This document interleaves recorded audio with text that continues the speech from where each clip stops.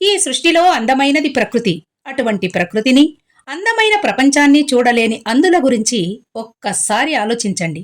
వారి జీవితం ఎంత నరకంగా ఉంటుందో ఊహిస్తే అటువంటి వారికి ఏదో ఒక విధంగా సహాయం చేయాలనే ఆలోచన వస్తుంది. ఈ ఆలోచనకు ప్రతిరూపమే అంధత్వ నివారణకు కృషి చేయడం. మనం బ్రతిగుండగా దారి చూపిన కళ్ళే చనిపోయాక నశించిపోకూడదు.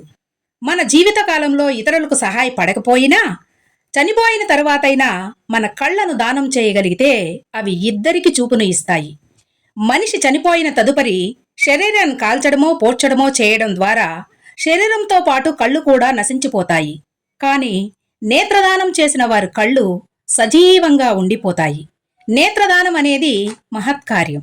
ఆచార్య భరద్వాజ సేవా సంస్థ వారు చేపట్టిన ఈ నేత్రదాన ఉద్యమం అనే బృహత్ కార్యములో మీరూ పాలు పంచుకోండి.